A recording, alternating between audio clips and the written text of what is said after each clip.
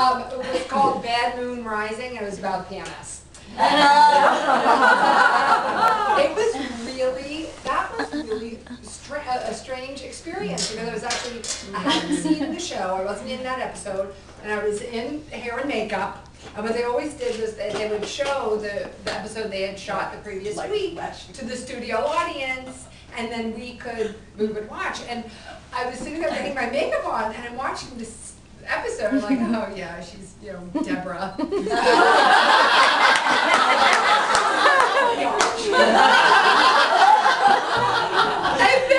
then it morphs into this scene where she's screaming at him. You can try it. You see, you're in front of me. You can try hugging me. So you're gonna go hugging me.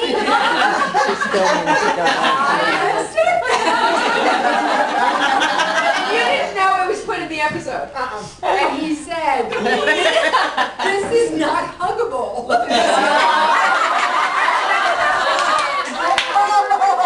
And they did that in the scene, but then it goes on and on. And thank God they're laughing. It is a nightmare to have to come into this room and try to defend that.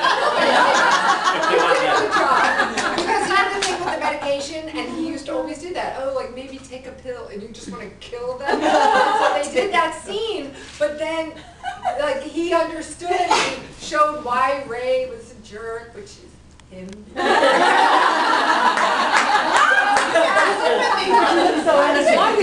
then I cried. I mean, it was so weird the way it all did. Yeah, so it was very therapeutic, and many other things as well. That would be, but that one was. Your parents ever you said they're great sports about it. Have they ever objected to anything? Only when we used her parents on the show. Deborah's parents on the show were modeled after my brother's in-laws. Okay, this was Robert Culp and Catherine Hellman. We kind of made them snooty, kind of made them a little like, oh, we just came back from Thanksgiving in Vietnam. And so they're wonderful. You gotta do, how about what if they were, and you just start thinking, what if they were now the in-laws? That would be funny in comparison to ours. And I write a whole episode about that and how our parents, Frank and Marie, they can't stand these people. I remember that. Right, and we put the Vietnam stuff in, we put all that in, and their whole attitude and everything. And I get a call the moment the episode is over on the air from my mother. Are you out of your mind? We have to see these people.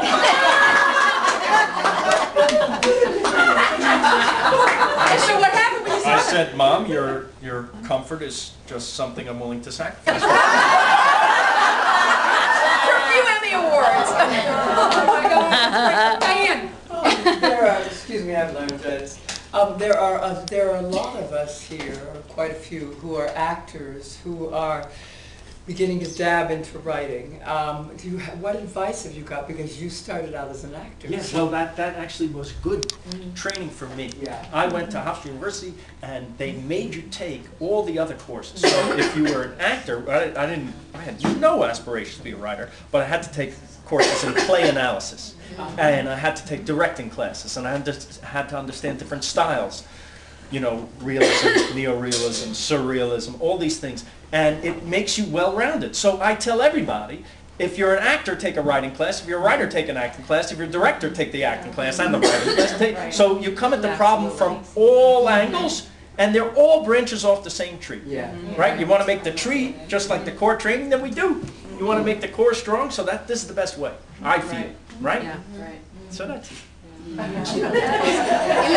Some of the most moving episodes that I've seen is when you did an unexpected, is when you did a turn and showed Frank and were in love. Yes. You see the bedrock of their relationship. You can't do it every episode because nobody wants to see that. But you want to. This stuff, and then every once in a while there'll be an episode where you see this wonderful. They look at each other, and there's this lovely subtext, and they get what they do, and they're having a ball doing it, and you suddenly get their relationship is so solid.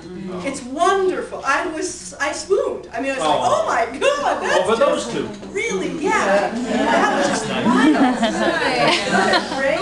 Anybody else have a question? Go ahead. I had a question for Sonia. Are you going to be writing another book in this fashion, or?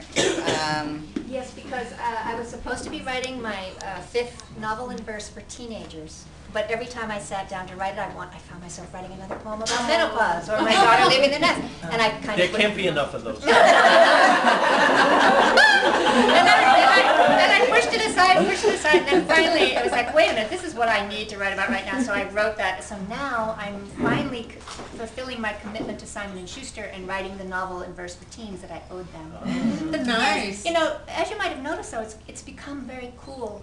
It's become very cool to read young adult novels. It's no longer like a secret thing. I used to get emails from people saying, well, you know, my daughter brought your book home and I read it, and ooh, I know it's for kids, but so I just want you to all feel free to read my other books. And eventually, you know, I mean, I'm working on this other one. It's fun for me because I'm writing about a liar, a really big liar. So she's an unreliable narrator, and it's really fun for me because I can get away with anything. Are they more skewed for girls, or does it matter? Well, one of them is written in the voice of a boy because I wanted to stretch and try that. Which one is It's What My Girlfriend Doesn't Know is the sequel to What My Mother Doesn't Know, only the point of view switches over to the guy's point of view right there. But I don't think I'll ever do that again because I felt like an imposter. I felt that he was very sexualized. He was like really like horny, and I kept thinking, wow, like I know horniness is the same for kind of anybody, sort of universal horniness, but still I felt kind of. I almost am like, who am I to presuppose what they're thinking? So how is it writing for women? I mean, because are you just kind of verbatim remembering conversations, or can you get inside that head? Well, it's easier to write stuff down, I find, than to write. Yeah. When So- you say Totally the writing part, you mean is the revision? Is that what you mean? Exactly. Yeah. And then, of course, you try to identify with the character and what would you say in that situation if you were in that situation, even though you're not a lady. You try to imagine. If you're not a kid, you try to imagine. Here's a great insight. We're all people. Yeah. So you can, I think, with just a tiny bit of imagination, you can get into the head of almost anybody. Find what's relatable. But I think the point that you're writing it down first, you have a starting point, whereas if Sonia's going to sit down and start from scratch, that's a much harder place to try and embody someone that's She's much better. Well, except I knew the character from the previous book, and I was like, I wonder what's going on in his head. So I was able to get inside and look around. It was like, oh. That's great. And I had been taking some life drawing classes at the corner where I live. It's right near the Brentwood Art Center. And I used to take photographs for them in exchange for classes because it's way too expensive for a normal human being to take classes. So my kids would take classes, I would take classes. And there was this one life drawing class I took where there was a teenage boy in the class. And he was like highly talented high school kid. And so they led him into a life drawing class. Now that model, during the breaks, was flirting with him. Such big time flirting. And here she was, like naked one minute, flirting with him with her robe on, naked the next minute, and I just wondered what's that like for him. So I put Probably great. Yeah, he liked it. He liked it. Yeah, thank you. Oh, they found me. It's a male stripper. Just That'd be fun to do sometime. No, didn't tell you. You're going to be very disappointed. No, as a matter of fact, Muffy left and she said she's married. Muffy is not Jewish, but she's married to a nice Jewish boy. She came up to me and she said, "He is so my type." That's never happened. She's a happily married girl.